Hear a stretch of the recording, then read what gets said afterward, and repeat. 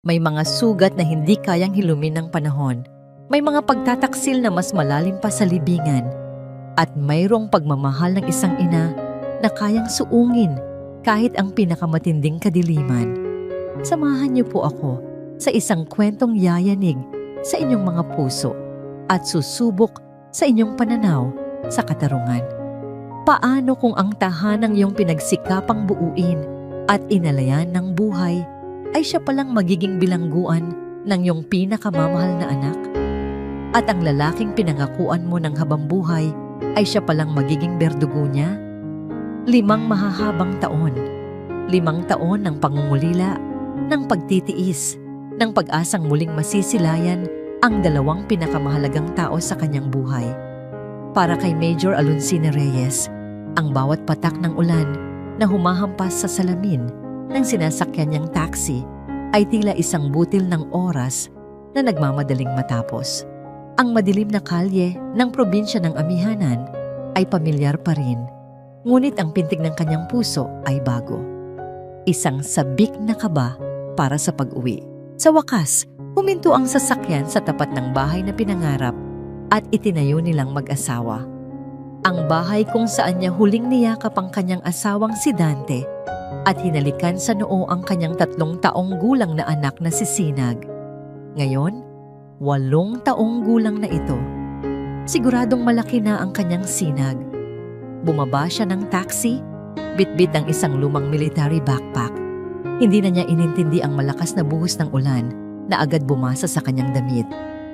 Ang tanging nasa isip niya ay ang mainit na yakap na sasalubong sa kanya sa pagbukas ng pinto. Ngunit nang ipasok niya ang susi sa seradura, hindi ito umikot. Kumunot ang kanyang noo.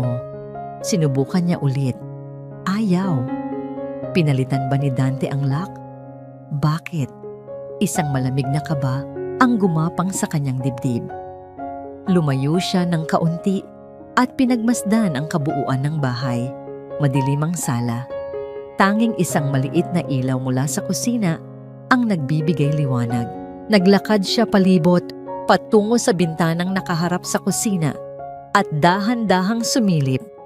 At doon, tumigil ang kanyang mundo. Sa isang sulok ng kusina, sa tabi ng pinto palabas, may isang maliit na isang bata, payat na payat. Nakaupo sa sahig, yakap ang sariling mga tuhod, at mula sa bukong-bukong nito, kumislap ang bakal sa liwanag ng ilaw, isang kadena na nakakakabit sa isang makapal na tubo ng tubig. Sa tabi ng bata ay isang lalagyan ng pagkain ng aso. Parang sinaksak ng libo-libong karayom ang puso ni Alonsina. Hindi siya maaring magkamali. Kahit sa anino, kahit sa manipis na katawan, kilala niya ang bawat hibla ng buhok ng kanyang anak. Si Sinag, ang kanyang Sinag. Nanginginig ang kanyang mga labi. Gusto niyang sumigaw. Gusto niyang wasakin ang bintana. Ngunit ang kanyang pagsasanay bilang isang sundalo ang pumigil sa kanya. Manatiling kalmado. Mag-obserba. Huwag gumawa ng ingay. Ngunit paano siya kakalma kung ang sarili niyang anak ay tinatratong parang hayop sa sarili nilang pamamahay? Napatingin siya sa itaas, sa bintana ng kanilang master's bedroom. May liwanag doon at may anino ng 2 tao. Isang malutong na halakhak ng babae ang narinig niya, sinundan ng malalim na tawa ng isang lalaki. Kilala niya ang tawang iyon. Ang tawa ni Dante. Nanginig sa galit si Alonsina. Gamit ang lahat ng kanyang lakas, umakyat siya sa gilid ng pader, kumapit sa mga baging hanggang sa maabot niya ang sapat na taas para masilip ang loob ng kanilang silid. Ang tanawing tumambad sa kanya ay mas masakit pa sa anumang bala na tumama sa kanyang katawan sa loob ng 5 taon. Doon, sa kanilang kama, sa ilalim ng kumot na minsan ay nagbigay sa kanya ng init, ay ang kanyang asawa. At sa ibabaw nito, isang babaeng hindi niya kilala. Maganda, nakangiti. Naghahalikan sila, nagtatawanan, na para bang wala silang anumang inaalala sa mundo, na para bang ilang metro lang mula sa kanila ay walang batang nakakadena at nagugutom. Bumitaw si Alonsina sa pagkakahawak at dahan-dahang bumaba. Sumandal siya sa pader, hinahayaan ng malakas na ulan na hugasan ang mga luhang hindi niya namalayang dumadaloy na pala sa kanyang pisngi. Ang sakit ay hindi mailarawan. Hindi ito pisikal. Ito ay isang pagkadurog ng kaluluwa, isang pagkawasak ng lahat ng pinaniniwalaan niya. Ang pag-ibig, ang pamilya, ang tahanan, lahat ay kasinungalingan. Sa gitna ng unos, sa ilalim ng madilim na langit, tumayo siyang muli. Ngunit iba na ang babaeng nakatayo ngayon. Ang mga luha sa kanyang mata ay natuyo at ang sakit sa kanyang puso ay napalitan ng isang nakakapasong galit. Ikinuyom niya ang kanyang kamao, napakalakas, hanggang sa bumaon ang kanyang mga kuko sa kanyang palad at naramdaman niya ang kirot. Hindi na siya ang asawang umuwi para sa isang yakap. Hindi na siya ang inang uuwi para sa matamis na ngiti. Isa na siyang anino. Isang anino na bumalik mula sa digmaan para dalhin ang digmaan sa sarili niyang tahanan. Dahan-dahan niyang hinugot mula sa kanyang backpack ang isang maliit at lumang satellite phone, isang kagamitang para lamang sa pinakamatitinding emergency. Nanginginig ang kanyang daliri habang pinipindot ang iisang numero na kabisado niya. Pagkatapos ng ilang saglit, isang boses ang sumagot mula sa kabilang linya. Isinandal ni Alonsina ang noo sa malamig at basang pader. Pumikit siya ng mariin at sa isang tinig na halos pabulong, ngunit puno ng bakal na determinasyon, sinabi niya, "Koronel, si Alonsina ito. Kailangan ko ng tulong." Ang safe house na tinawag nilang kanlungan ay kabaligtaran ng pangalan nito. Walang init, walang ginhawa. Ang mga pader ay kulay abo, ang mga kasangkapan ay bakal, at ang tanging amoy sa hangin ay ang amoy ng nilinis na sahig at matapang na kape. Ito ay isang lugar para sa mga sundalo, hindi para sa isang pamilya. At sa sandaling iyon, mas naramdaman ni Alonsina na isa siyang sundalo kaysa isang ina. Nakatayo sa kanyang harapan si Koronel Makisig Bantugan. Ang kanyang uniforme ay plansado, ang kanyang tindig ay tuwid, ngunit ang kanyang mga mata ay hindi maikakaila ang pag-aalala para sa babaeng kaharap niya, ang kanyang dating kaklase, ang kanyang kaibigan. "Sina," basag niya sa katahimikan, inilapag ang isang makapal na folder sa bakal na mesa sa pagitan nila. "Umupo ka muna." Hindi kumilos si Alonsina. Ang kanyang mga mata ay nanatiling nakatitig sa folder na yon, na para bang iyon ang sagot sa lahat ng kanyang tanong, at kasabay nito, ang kumpirmasyon ng lahat ng kanyang kinatatakutan. Dahan-dahang binuksan ni Bantugan ang folder. 5 taon kang nasa ilalim ng blackout protocol. Walang komunikasyon. Ang alam ng lahat, kasama na ang pamilya mo, ay nasa isang long-term assignment ka sa Mindanao. Pero 1 taon pa lang ang nakalipas mula nang umalis ka. Huminto siya at huminga ng malalim. Nag-file si Dante ng ulat. Isang ulat na nagsasabing nag-awol ka, na isa kang deserter. Hindi kumurap si Alonsina. Ang bawat salita ni Bantugan ay tila isang suntok sa kanyang sikmura. Ngunit ang kanyang mukha ay nanatiling isang blangkong maskara. Ginamit niya ang impluwensya ng kanyang pamilya para pabilisin ang proseso. Pagpapatuloy ng koronel, itinuturo ang mga dokumento. Pagkatapos ng 6 na buwan, idineklara kang presumed dead in the line of duty. Dahil doon, nakuha niya ang lahat. Ang iyong death benefits, ang iyong back pay, ang iyong buong pension. Lahat. Isang ugat ang pumitik sa leeg ni Alonsina. Presumed dead. Patay. Iyon ang tingin sa kanya ng batas, ng bansang pinaglingkuran niya. Salamat sa lalaking minsan niyang pinangako ang mamahalin habang buhay. Nasaan si Sinag sa lahat ng ito? Tanong niya. Ang boses ay malamig at walang emosyon. Nang makuha niya ang pera, unti-unti niyang itinago si Sinag sa mata ng publiko. Pinalabas niyang ipinadala niya ang bata sa isang espesyal na boarding school sa malayo para makapag-move on daw. Kasinungalingan lahat.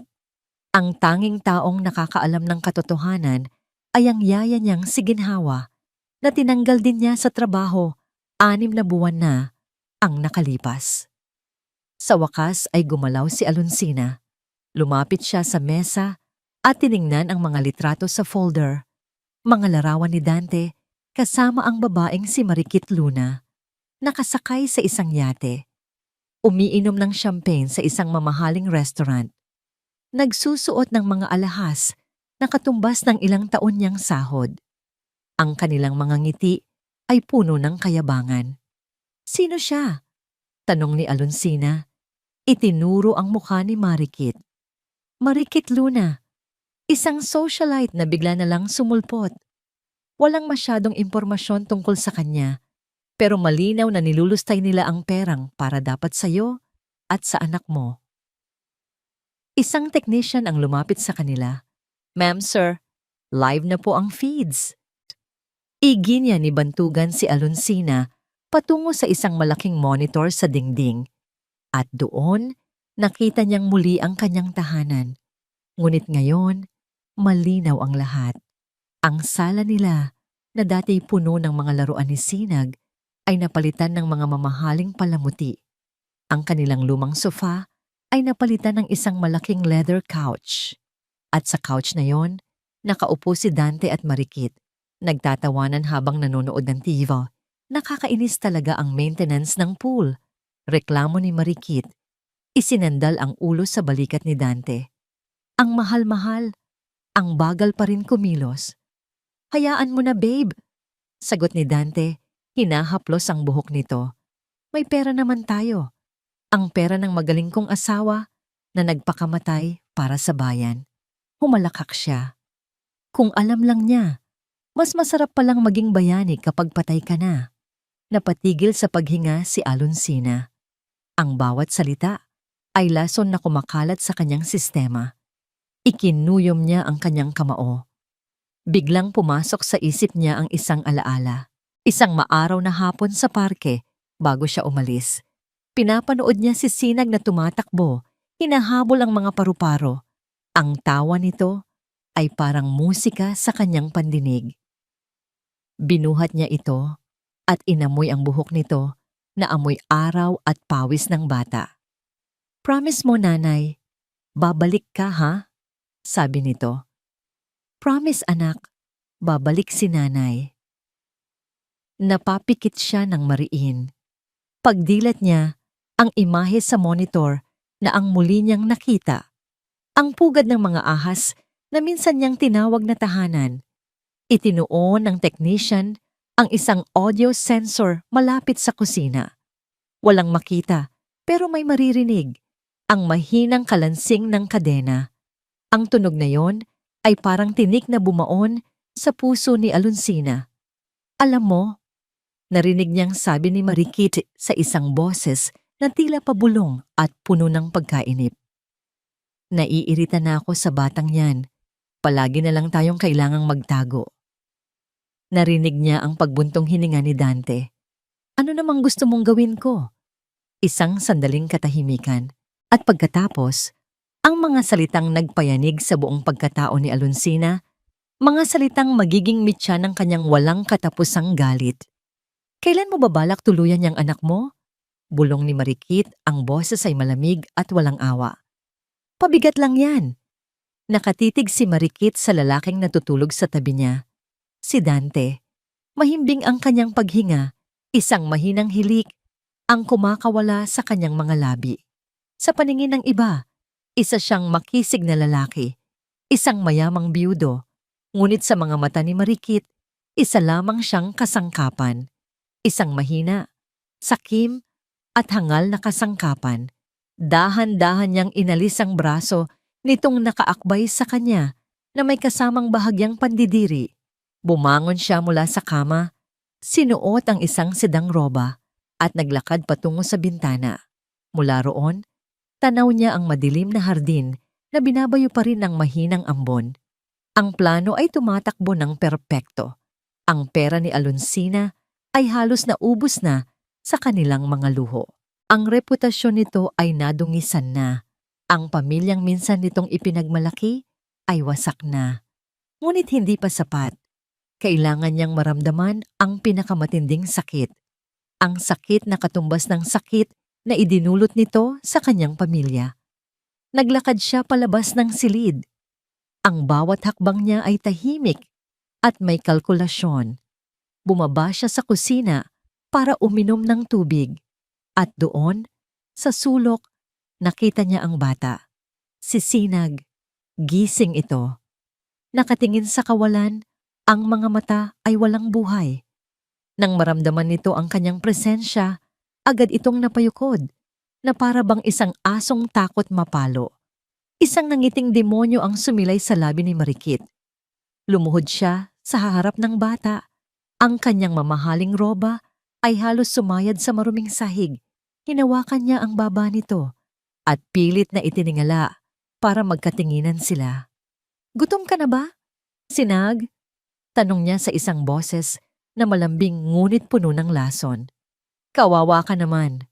Siguro hinahanap mo na ang nanay mo, no?" Isang bahagyang pag-asa ang kumislap sa mga mata ng bata. Si nanay? Oo, ang nanay mo. Pagpapatuloy ni Marikit, ang kanyang nangiti ay lalong lumawak. "Alam mo ba kung nasaan siya? Iniwan ka na niya. Ayaw na niya sa'yo. Sabi niya, pabigat ka lang daw sa buhay niya. Isang masamang bata." Nakita niya ang unti-unting pagguho ng pag-asa sa mukha ni Sinag, napalitan ng pamilyar na takot at kalungkutan. Bawat salitang binitiwan niya ay isang patalim na tumatarak sa murang puso nito.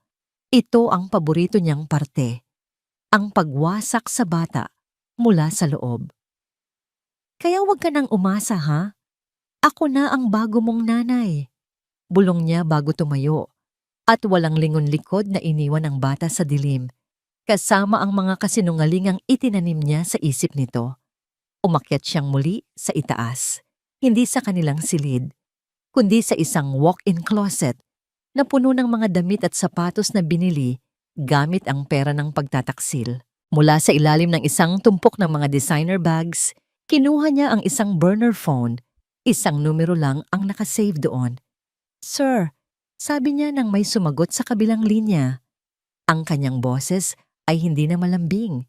Ito ay malamig, professional, at puno ng respeto.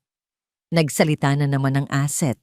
Masyado siyang nadadala sa emosyon. Suwestyon niyang tuluyan na ang bata. Isang sandaling katahimikan sa kabilang linya. "Huwag muna," sagot ng boses lalaki. "Ang bata ang pain. Hayaan mong isipin ng asset na siya ang may kontrol. Manatili ka sa plano, Marikit. Huwag kang gagawa ng anuman na hindi ko sinasabi." "Opo, sir. Masusunod po," sagot ni Marikit. Wala pa ring senyales mula sa target, pero malapit na. Nararamdaman ko.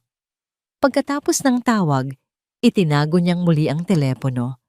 Ngunit hindi pa siya bumalik sa tabi ni Dante. May kinuha pa siya mula sa pinakatagong bahagi ng kanyang aparador. Isang maliit at luma ng kahon na yari sa kahoy na nara. Dinala niya ito sa banyo, nilakang pinto at umupo sa sahig. Dahan-dahan niyang binuksan ang takip. Sa loob nito ay dalawang bagay lamang. Ang una ay isang kupas na litrato. Isang masayang lalaki na may malaking ngiti. Karga-karga ang isang batang babae na nakatirintas ang buhok. Ang batang babae ay siya. Ang lalaki ay ang kanyang ama. Ang pangalawang bagay ay isang kapirasong dyaryo na ninilaw na dahil sa katagalan. Isang malaking headline ang nakasulat, "Tinaguri ang drug lord ng Hilaga na sukol ng mga awtoridad." At sa ilalim ng headline, sa mas maliit na letra, ay ang pangungusap na nagbago ng kanyang buhay magpakailanman. Ang pangungusap na nag-udyok sa kanya na maghiganti. Ang pangungusap na isinumpa niyang hinding-hindi niya malilimutan. Pinangunahan ng operasyon ng noon ay Kapitana. Ngayon ay Major Alonsina Reyes. Hinaplos niya ang pangalan sa dyaryo. Ang kanyang mga daliri ay nanginginig sa galit na matagal na niyang kinimkim. Hindi ito tungkol sa pera. Hindi ito tungkol kay Dante. Ito ay tungkol sa paghihiganti.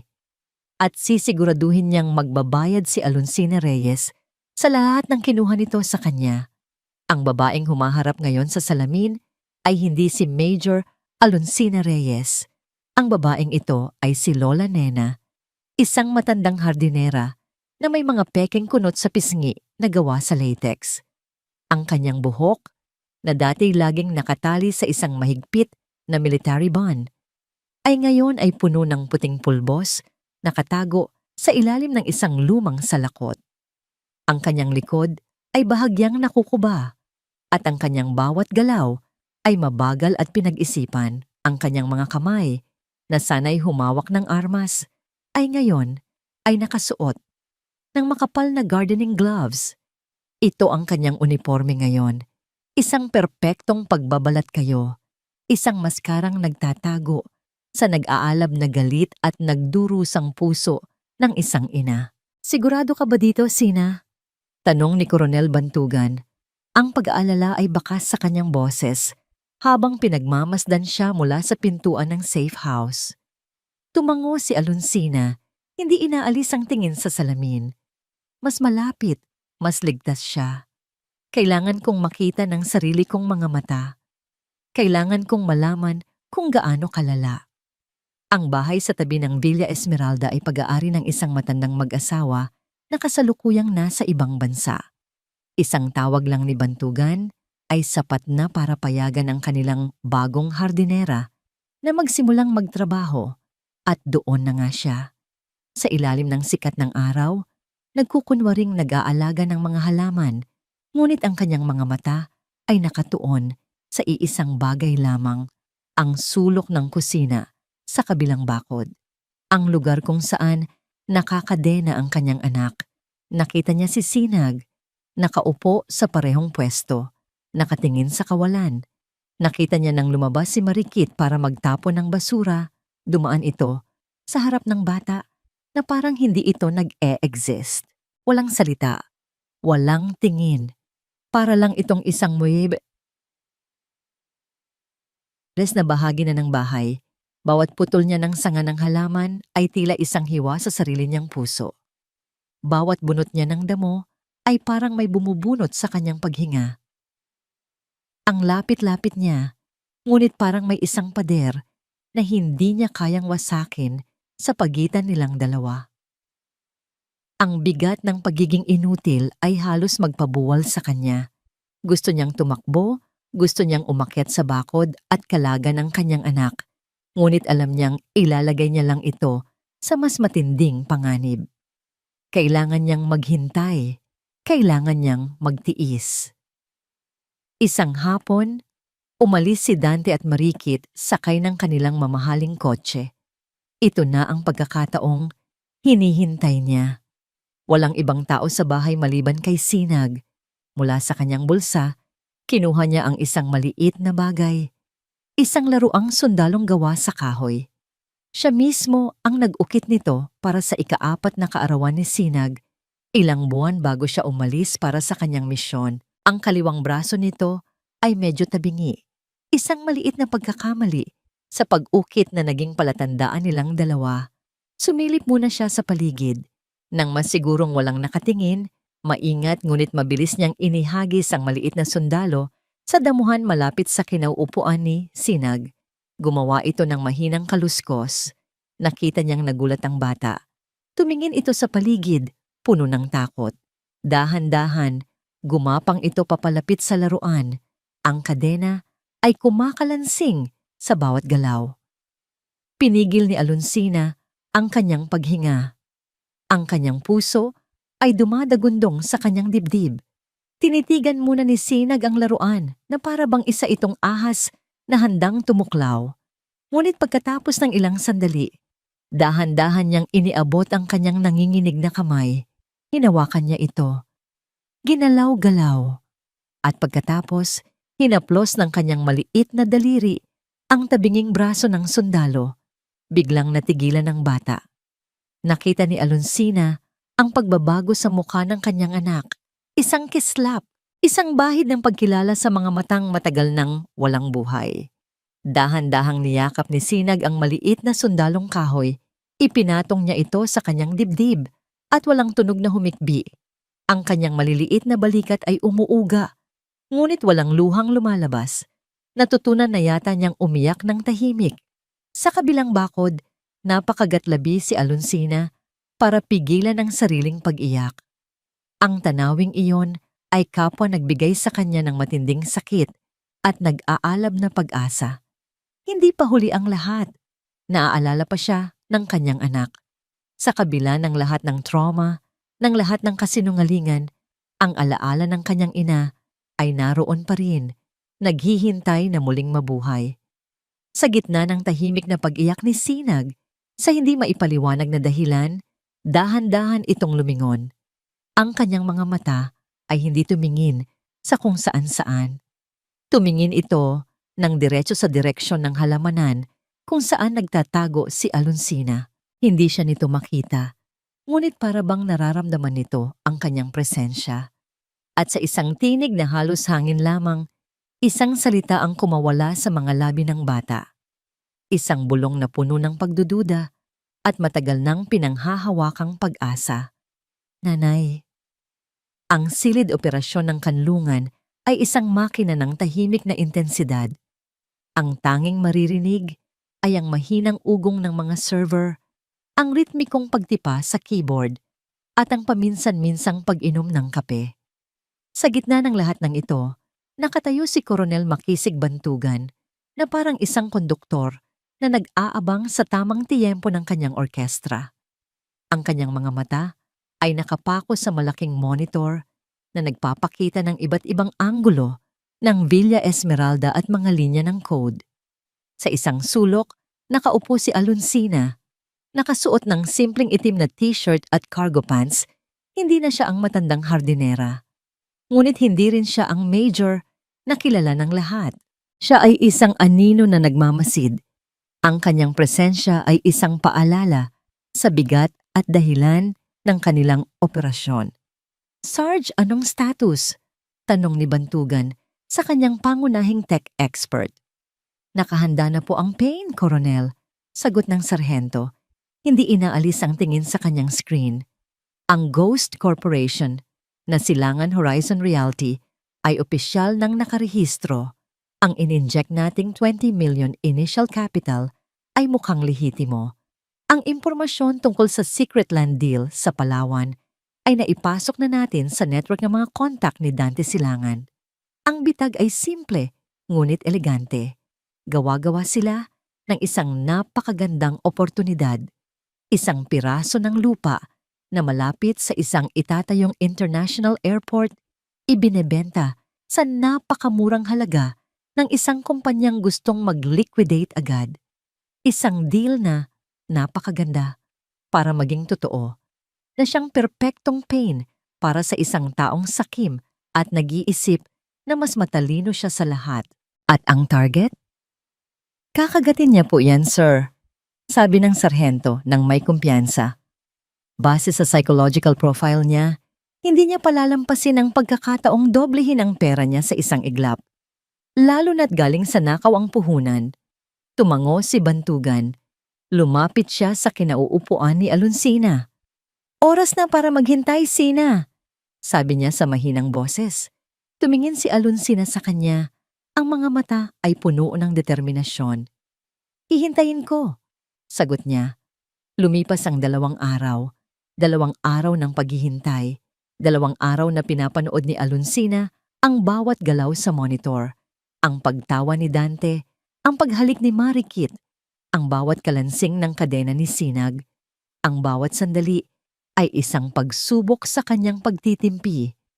At sa 3 araw, gumalaw ang target. Sir, may activity! Sigaw ng sarhento. Lahat ng mata ay napunta sa monitor. Ipinakita nito si Dante sa kanyang home office, kausap ang isang tao sa telepono. Ang kanyang mukha ay puno ng kasabikan. Pagkatapos ng tawag, dali-dali niyang pinuntahan si Marikit sa sala. Babe, this is it! Sabi ni Dante, iwinawagay-way ang kanyang telepono.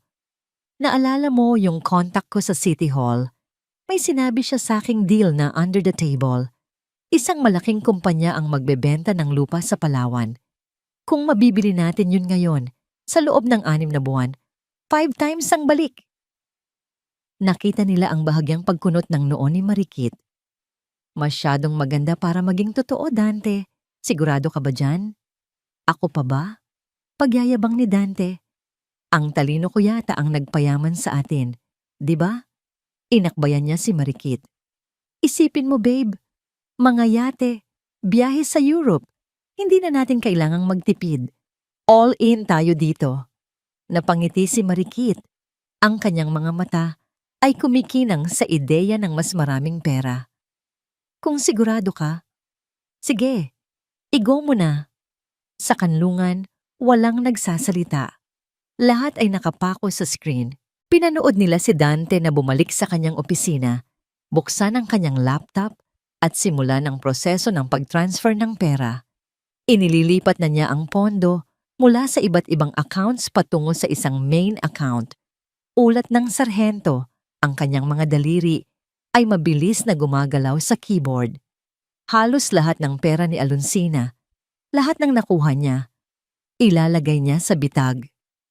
Isang nakabibinging katahimikan ang bumalot sa silid. Transfer initiated, sabi ng sarhento. Naghahantay ng confirmation. Tumayo si Alonsina at lumapit sa likod ng sarhento. Ang kanyang mga mata ay hindi kumukurap sa screen. Ito na yon, ang unang hakbang para mabawi ang lahat. 30 seconds. Nakita niya ang mukha ni Dante sa screen, nakangisi, kampante. 10 seconds. Isinara ni Alonsina ang kanyang mga mata. Transfer complete. Nakuha na natin ang pera, sir. The asset is neutralized. Isang kolektibong paghinga ng ginhawa ang narinig sa silid. Nagkatinginan ang mga operatiba at tahimik na nagngitian. Dahan-dahang iminulat ni Alonsina ang kanyang mga mata. Isang butil ng luha ang pumatak mula sa kanyang kaliwang mata, hindi dahil sa pera, kundi dahil sa unang patak ng hustisya. Isang mahigpit na tangulang ang naging tugon ni Bantugan sa kanyang mga tauhan. Magaling. Phase 1 is complete. Ngunit sa Villa Esmeralda, sa loob ng marangyang silid, umupo si Marikit sa gilid ng kama habang si Dante ay masayang nagbubuhos ng alak sa kanilang mga kopita. Habang nakatalikod ito, isang text message ang pumasok sa burner phone ni Marikit na nakatago sa ilalim ng unan. Dahan-dahan niya itong kinuha at binasa. Mula ito sa numerong hindi niya kilala. Ang mensahe ay maikli, ngunit nakapagpatigil sa kanyang paghinga. The bait is taken, but the soldier is closer than you think. Biglang nanlamig ang mga kamay ni Marikit. Mabilis niyang binura ang mensahe. Itinaas niya ang kanyang tingin at lumingon sa bintana, sa madilim na hardin sa labas, na para bang may hinahanap. Wala siyang makita, ngunit sa unang pagkakataon, mula nang simulan niya ang lahat ng ito, nakaramdam siya ng isang kakatwang kilabot. Ang laro ay biglang nagbago. Hindi na lang siya ang nangangaso. Mayroon pang iba. Ang katahimikan sa Villa Esmeralda ay nabasag. Ang dating halakhak at tunog ng mga kopita ng alak ay napalitan ng mga sigaw at kalabog. Ang perang inakala ni Dante na magbibigay sa kanya ng walang hanggang kapangyarihan ay naglaho na parang bula. Ang Silangan Horizon Realty ay hindi na makontak. Ang pera ay nawala. At kasama nito, nawala na rin ang natitirang katinoan ni Dante. Mula sa kanyang pwesto sa hardin ng kapitbahay, pinapanood ni Alonsina ang lahat sa pamamagitan ng isang maliit na scope. Nakikita niya ang anino ni Dante na pabalik-balik sa loob ng sala. Ang bawat galaw ay puno ng nagngingit-ngit na gliti. Hayop, manloloko. Sigaw ni Dante, kasabay ng malakas na tunog ng isang babasaging bagay. Pinaghirapan ko ang perang yon, akin yon. Dante, kumalma ka. Narinig niyang sigaw ni Marikit. Hindi makakatulong yung pagsisigaw mo. Huwag mo kong sabihan kung anong gagawin ko. Ganti ni Dante. Ang kanyang galit ay naghahanap ng mapagbubuntunan at sa kasamaang palad, ang kanyang mga mata ay napadako sa kusina. Sa sulok kung saan tahimik na nakayuko si Sinag, nanginginig sa takot. Ang mahinang kalansing ng kadena habang gumagalaw ang bata ay tila gatong na lalong nagsindi sa galit ni Dante. At ikaw, sigaw niya itinuturo ang bata. Pabigat ka, malas ka sa buhay ko. Kung hindi dahil sa'yo, sa nanay mong mang-iiwan, sana hindi ganito ang buhay ko. Naglakad siya patungo kay Sinag na may masamang tingin. Sa monitor na nakakabit sa tenga ni Alonsina, narinig niya ang boses ni Bantugan. Sina, huwag kang kikilos. Hindi pa ito ang oras. Stick to the plan. Ngunit nang itaas ni Dante ang kanyang kamay, handang-handa nang saktan ang walang kalaban-laban na bata. Isang bagay sa loob ni Alonsina ang sumabog. Wala nang plano, wala nang Major Reyes. Tanging isang ina na poprotektahan ang kanyang anak. Sa isang kisap mata, tumakbo siya patungo sa gilid ng bakod kung saan malapit ang main circuit breaker ng bahay nila. Binuksan niya ito at, nang walang pag-aalinlangan, ibinaba ang lahat ng switch. Click! Ang buong Villa Esmeralda ay binalot ng kadiliman, isang nakabibinging katahimikan na agad sinundan ng isang matinis na tili mula kay Marikit. Anong nangyari? Brownout ba? Sa ilalim ng dilim, kumilos si Alonsina na parang kidlat. Inakyat niya ang pader, tumalon sa kabilang bakod ng walang ingay at sinipa ang pinto sa kusina. Pumasok siya na parang isang anino. Dante? Nasaan ka? Sigaw ni Marikit mula sa sala. Hindi sumasagot si Dante. Nakatayo lang ito sa gitna ng kusina, naguguluhan. At sa sandali ng kanyang pagkalito, sumalakay si Alonsina. Hindi niya ito sinuntok. Hindi niya ito sinaktan sa paraang mag-iiwan ng marka. Isang mabilis at eksaktong tama lang sa isang pressure point sa likod ng kanyang leeg. Walang ungol. Walang sigaw. Si Dante Silangan ay bumagsak sa sahig. Walang malay. Agad na nilapitan ni Alonsina si Sinag. Nanginginig ang buong katawan ng bata. Nakapikit ng mariin. Sinag! Bulong ni Alonsina. Ang kanyang boses ay nanginginig sa unang pagkakataon. Anak, si nanay to. Dahan-dahang iminulat ng bata ang kanyang mga mata. Sa dilim, tanging ang hugis lang ng mukha ni Alonsina ang kanyang nakikita. Nanay, gamit ang isang bolt cutter na kinuha niya mula sa kanyang bag, pinutol ni Alonsina ang kadena. Snap! Malaya na ang kanyang anak. Mabilis niyang binuhat si Sinag. Ang gaan nito. Napakagaan. Parang yakap niya ay isang kalansay na nababalutan ng balat.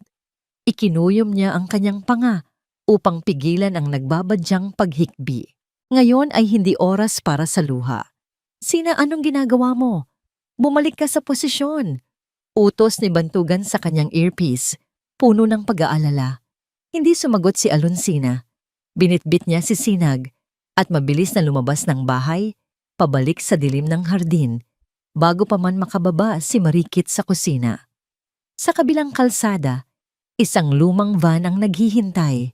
Pagbukas ng pinto, isang pamilyar na muka ang sumalubong sa kanila.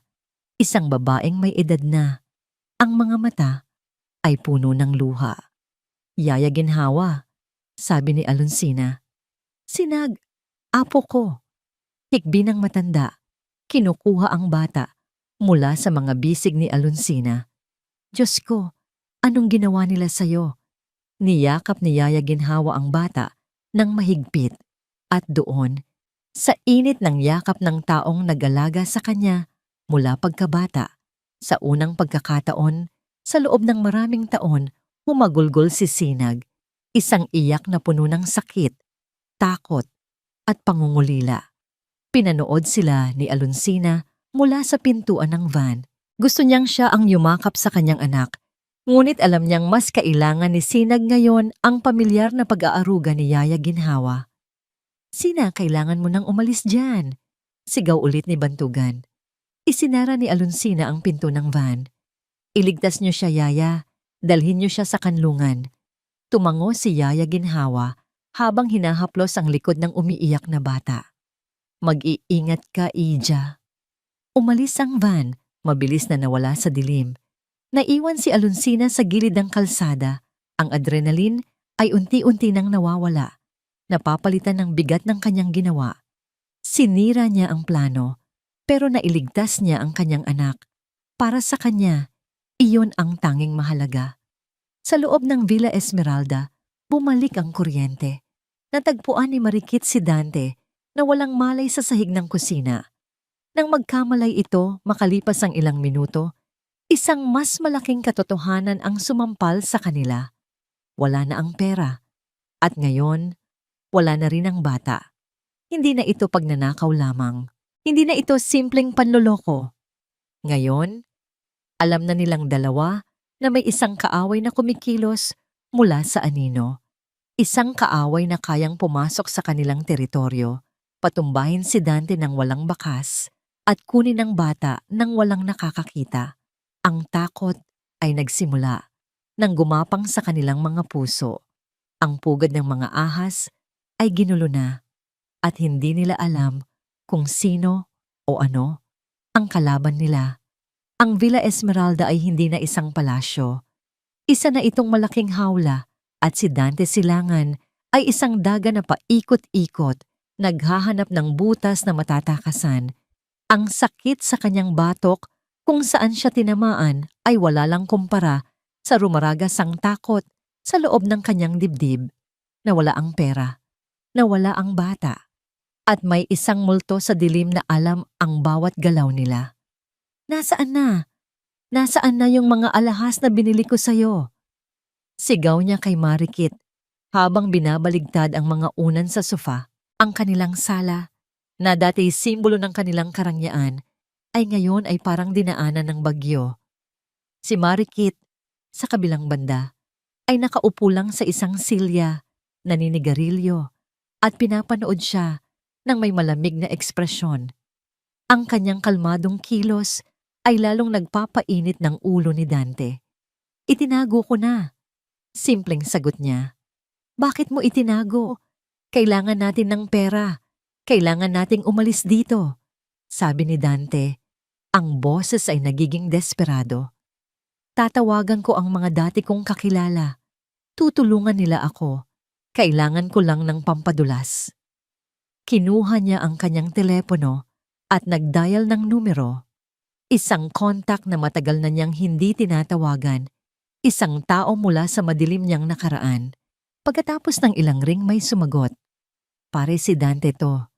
Kailangan ko ng pabor." Click. Binabaan siya ng telepono. Sinubukan niya ulit. Isa pang numero. "Hello? Pwede ba akong humingi ng tulong? Huwag mo na akong tatawagan ulit sa numerong ito." Click. Isa pa. At isa pa. Ang lahat ay pareho. Walang gustong madamay. Walang gustong tumulong. Ang mga tulay na minsan niyang sinunog para makasama si Alonsina ay ngayon ay mga abo na hindi na niya kayang tawirin pabalik. Ibinato niya ang telepono sa pader. Mga walang utang na loob. "Tapos ka na?" tanong ni Marikit. Ibinuga ang usok. "Wala na silang pakialam sa'yo, Dante. Isa ka ng talunan. At sa mundong ito, walang gustong kumampi sa talunan." Nilapitan siya ni Dante. Ang kanyang mga mata ay nanlilisik sa galit at pagmamakaawa. "Anong gagawin natin, Marikit? Mayaman ka, di ba? May mga koneksyon ka. Tulungan mo ako. Tayo. Tulungan mo tayo." Dahan-dahang pinatay ni Marikit ang kanyang sigarilyo sa isang mamahaling ashtray.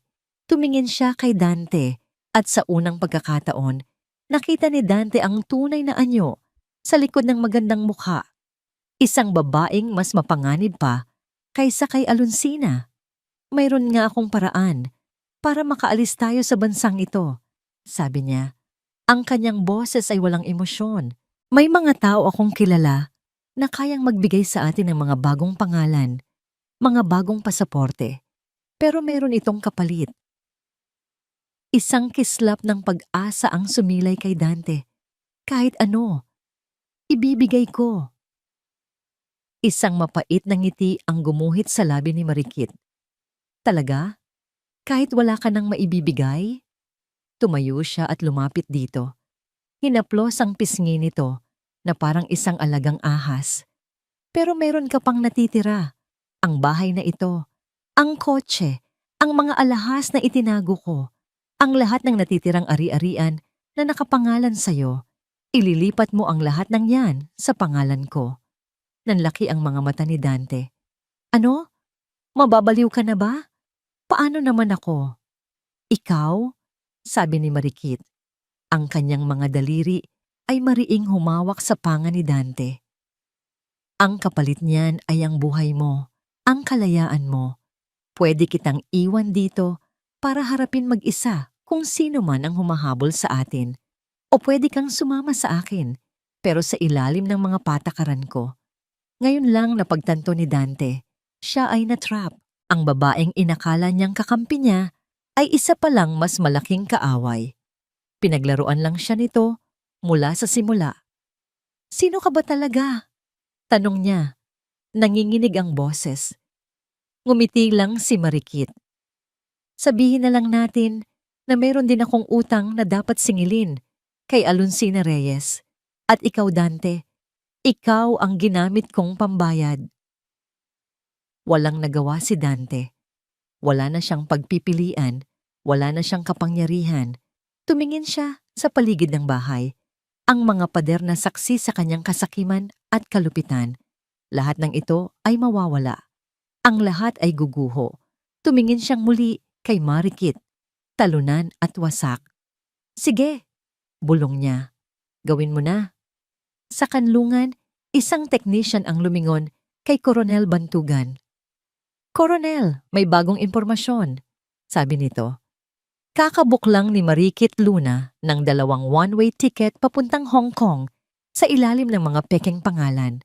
Ang flight ay aalis sa loob ng 24 na oras.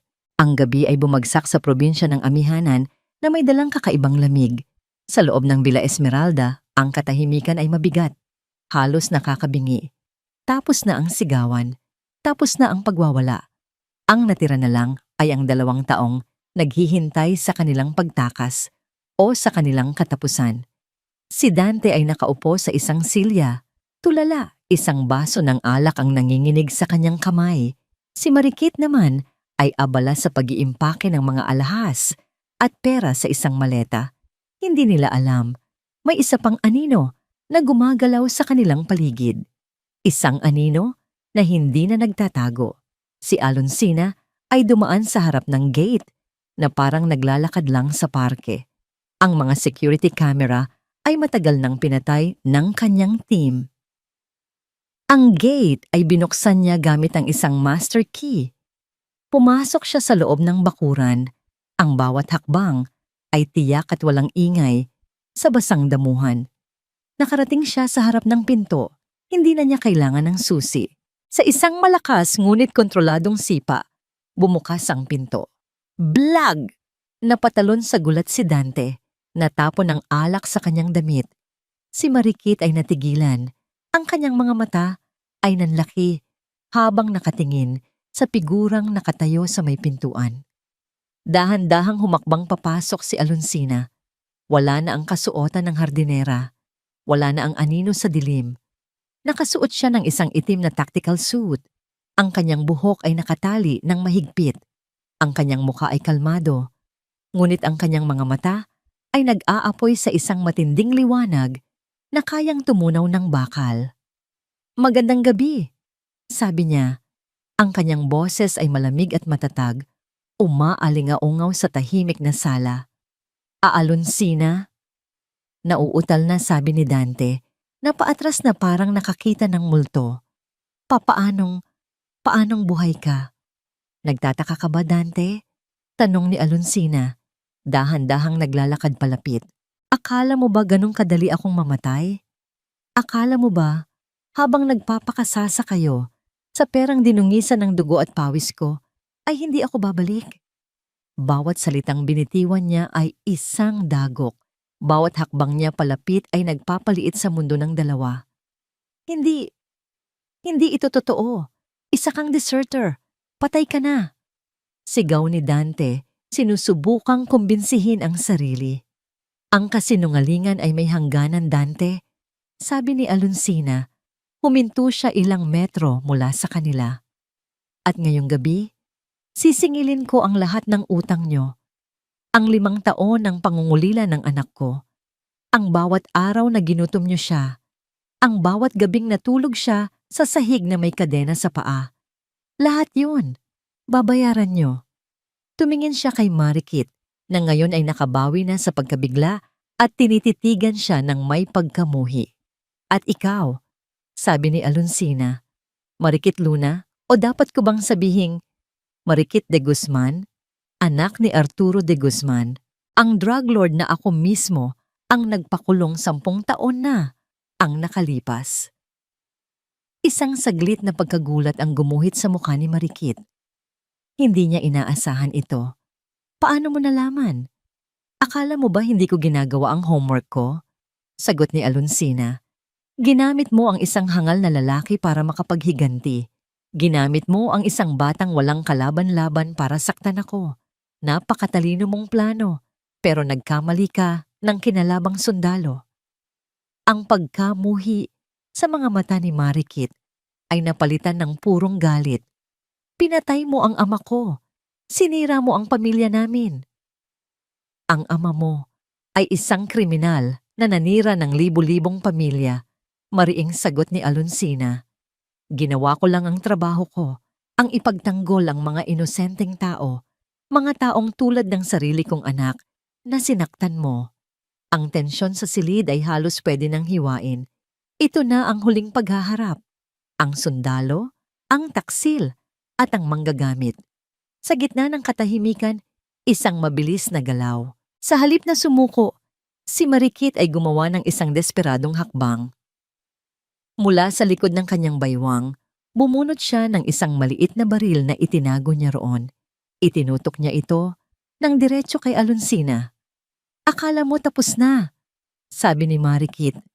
Ang kanyang boses ay nanginginig sa galit. Ngayon pa lang tayo magsisimula, Major. Ang dulo ng baril na nakatutok sa kanya ay nanginginig. Nakita ni Alonsina ang takot at desperasyon sa mga mata ni Marikit. Hindi ito ang kilos ng isang profesional.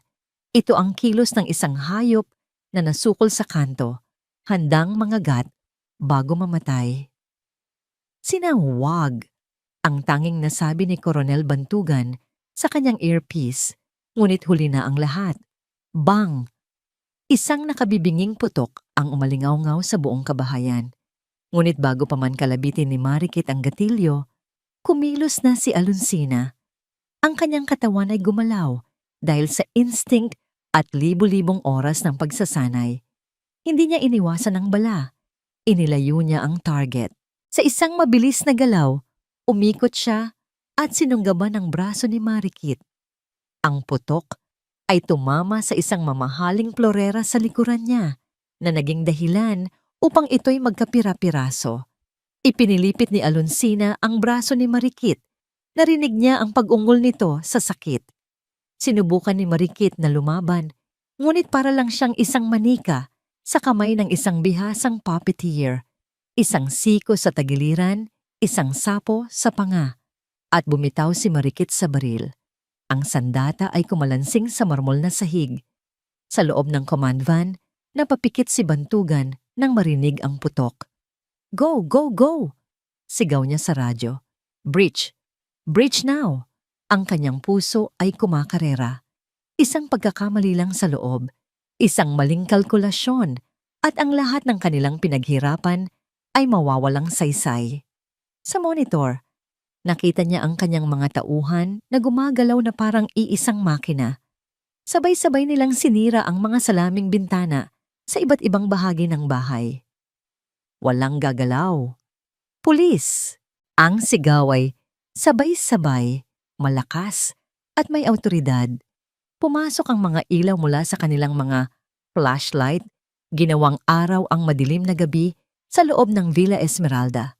Nang bumagsak si Marikit, inakala ni Alonsina na tapos na ang lahat. Ngunit nakalimutan niya ang ahas na nagtatago sa sulok. Nang makita ni Dante na talunan na si Marikit, isang primal na takot ang bumalot sa kanya. Sa halip na sumuko, gumawa siya ng pinakaduwag na bagay na maiisip niya. Mula sa nabasag na florera, dumampot siya ng isang matulis na piraso ng bubog at sumugod. Hindi kay Marikit, kundi kay Alonsina. Sinunggaban niya ang kanyang asawa mula sa likuran. Idiniin ang matulis na bubog sa leeg nito. "Huwag kayong lalapit!" sigaw ni Dante. Ang boses ay basag at nanginginig. "Lalabas kami dito ng tahimik, kung hindi papatayin ko siya." Biglang bumukas ang lahat ng ilaw. Ang mga Special Forces team ay nakapalibot na sa kanila. Ang mga pulang laser sight ng kanilang mga baril ay nakatutok lahat sa noo ni Dante. Ngunit hindi natinag si Dante. Mas lalo niyang idiniin ang bubog sa leeg ni Alonsina. "Sige, subukan niyo. Sabay kaming mamamatay." Ngunit hindi takot ang nakita ni Dante sa mga mata ni Alonsina, kundi awa. "Dante?" sabi ni Alonsina. Ang boses ay kalmado sa kabila ng bubog sa kanyang leeg. "Tapos na ang laro. Tumingin ka sa paligid mo. Wala ka nang matatatakbuhan. Manahimik ka." Sa sandali ng kanyang pagkasigaw, bahagyang lumuwag ang kanyang pagkakahawak. Iyon lang ang kailangan ni Alonsina. Ginamit niya ang bigat ng kanyang katawan para bumagsak paurong. Isinama si Dante. Ang pagbagsak nila ay nagpaalis sa balanse nito. Mabilis siyang umikot, hinawakan ng kamay nitong may hawak na bubog at ipinihit ito. Isang malutong na tunog ng butong na bali ang narinig. Sinundan ng isang agaw buhay na sigaw mula kay Dante. Bumitaw ito sa bubog at gumulong sa sahig. Hawak ang bali niyang braso. Mabilis na nilapitan ng mga sundalo si Dante at si Marikit. Ang matamis na tunog ng pag-click ng mga posas ang huling musika sa gabing iyon. Dinapa sila sa sahig, ang kanilang mga mukha, ang mukha ng pagkagapi, ng galit, ng kawalan ng pag-asa, ay nakasubsob sa malamig na marmol na sahig na minsan ay simbolo ng kanilang tagumpay. Lumapit si Coronel Bantugan kay Alonsina. "Okay ka lang, Sina?" Tumangulang si Alonsina habang pinapanood ang 2 taong sumira sa kanyang buhay na kinaladkad palabas. Ang hustisya, sa wakas, ay nagsisimula ng gumulong. Ngunit habang dinaraanan siya ni Dante, na umiiyak na parang bata, bigla itong tumigil. Tumingin ito sa kanya ng may kakaibang nangisi sa mga labi, isang huling pagtatangka na magtanim ng lason. "Hindi mo alam ang lahat," sigaw niya. Ang kanyang mga mata ay lumilipat mula kay Alonsina patungo kay Bantugan. "Akala mo siya ang kakampi mo? Tanungin mo si Bantugan. Tanungin mo siya kung ano talaga ang nangyari sa misyon mo." Isang butil ng duda. Isang huling desperadong paninira. Dinala na siya papalabas, ngunit ang kanyang mga salita ay naiwan sa hangin, nakabitin na parang isang tabak sa pagitan ni Alonsina at ng lalaking tumulong sa kanya na mabawi ang lahat. Lumipas ang 6 na buwan. Ang marangyang Villa Esmeralda ay isa na lamang masamang alaala. Ang mga pangalang Dante Silangan at Marikit de Guzman ay nabura na sa lipunan. Nakakulong habang buhay sa likod ng rehas na bakal dahil sa mga kasong treason, child abuse, at syndicated estafa. Ang kanilang mga kasinungalingan ay gumuho at ang katarungan, kahit mabagal, ay naibigay. Ngunit ang tunay na tagumpay para kay Alonsina ay wala sa loob ng korte.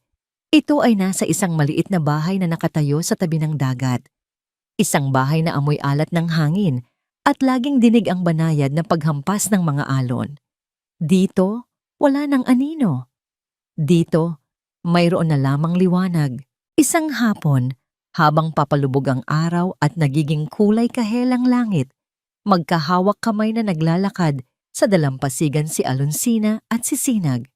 Malayo na si Sinag sa batang payat at takot na natagpuan niya. Medyo may laman na ang kanyang mga pisngi at ang kanyang buhok ay nagsisimula ng humaba. Hindi pa rin siya gaanong nagsasalita. May mga gabi pa ring binabangungot siya, ngunit unti-unti, bumabalik ang bata sa loob ng katawang minsan ay naging bilangguan ng takot. Huminto si Sinag at may dinampot na kabibe. Inilagay niya ito sa palad ni Alonsina, kasama ng iba pang mga kabibeng na pulot na nila. Hindi siya nagsalita, ngunit ang kanyang mga mata ay nangusap. Isang maliit na regalo. "Ang ganda naman nito, anak," sabi ni Alonsina. Isang matamis na ngiti ang sumilay sa kanyang mga labi. Noong isang linggo, dinalaw sila ni Coronel Bantugan. Nagdala ito ng mga prutas at isang bagong set ng mga gamit sa pagguhit para kay Sinag. Nag-usap sila sa maliit na beranda habang si Sinag ay abala sa pagguhit sa buhangin. Ang mga huling salita ni Dante. Simula ni Alonsina, hindi bilang isang tanong, kundi bilang isang pagtatapos sa isang kabanatang matagal nang sarado. "Alam mo na ang sagot dyan, Sina," sagot ni Bantugan, nakatingin sa dagat. Isang desperadong paninira mula sa isang duwag. "Walang nagbago sa misyon mo. Ginawa mo ang lahat ng tama. Ang tanging pagkakamali ay naganap dito, sa bahay habang wala ka." Tumango si Alonsina. Alam niya, hindi siya kailanman nagduda. "Salamat, Makisig, sa lahat." "Walang anuman," sagot nito. Isang komportableng katahimikan ang namagitan sa kanila. Ano na ang plano mo nga ngayon?" Tumingin si Alonsina kay Sinag na masayang gumuguhit ng isang malaking araw sa buhanginan. Ito ang plano ko. Ang bigyan siya ng bagong umaga, araw-araw. Ngumiti si Bantugan. "Kung kailangan mo ng kahit ano, isang tawag mo lang." Ngayon, habang pinapanood niya si Sinag na tumakbo palapit sa tubig, hinahayaang dilaan ng mga mumunting alon ang kanyang mga paa. Isang bagay na hindi pa niya nakikita sa loob ng 6 na buwan ang nangyari. Isang ngiti. Hindi pilit. Hindi malungkot. Isang tunay at purong nangiti ang sumilay sa mga labi ng kanyang anak habang pinapanood nito ang paglubog ng araw. Parang isang malaking bato ang natanggal sa dibdib ni Alonsina. Naluha siya, ngunit ito ay mga luha ng kaligayahan. Ito ang hustisyang pinaglaban niya. Ang ngiting iyon, ang kapayapaang iyon. Nang gabing iyon, matapos niyang basahan ng kwento si Sinag, hinalikan niya ito sa noo. "Matulog ka na, anak." Habang nakapikit na ang mga mata nito, narinig niya ang isang bulong. Isang bulong na mas malakas pa sa anumang pagsabog, mas mahalaga pa sa anumang medalya. "Mahal kita, nanay." Niyakap ni Alonsina ang kanyang anak, isinubsob ang kanyang mukha sa buhok nito, at tahimik na umiyak. Tapos na ang digmaan, nanalo na sila. Maya-maya, lumabas siya sa beranda. Tumingala siya sa langit na puno ng bituin, hininga ang sariwang hangin ng dagat, at dinama ang kapayapaan sa kanyang paligid. Sa unang pagkakataon sa loob ng napakahabang panahon, naramdaman niyang buo siya, naramdaman niyang malaya siya. Isang ngiti ang gumuhit sa kanyang mga labi, isang ngiti na para sa bagong umaga. At dito po nagtatapos ang ating kwento, mga minamahal naming tagapakinig. Isang kwentong nagpatunay na ang pinakamatinding kadiliman ay kayang talunin ng pinakasimpleng liwanag, ang liwanag ng pagmamahal ng isang ina. Ang aral ng kwento natin ngayon ay malinaw. Ang tunay na hustisya ay hindi palaging matatagpuan sa loob ng korte o sa dulo ng isang baril. Minsan, ito ay matatagpuan sa isang tahimik na paghilom, sa pagbuo muli ng mga nasirang pangarap, at sa isang simpleng ngiti mula sa taong akala natin ay habambuhay ng luluha. Ang kapatawaran, lalo na para sa ating sarili, ang unang hakbang tungo sa isang tunay na bagong umaga. Maraming salamat po sa inyong walang sawang pagsubaybay at sa pagsama sa amin sa mapait. Ngunit makabuluhang paglalakbay na ito, nina Alonsina at Sinag. Lubos po naming ikinatutuwa ang bawat minutong inilalaan ninyo upang pakinggan ang aming mga likha. Ano po ang masasabi ninyo sa ating kwento?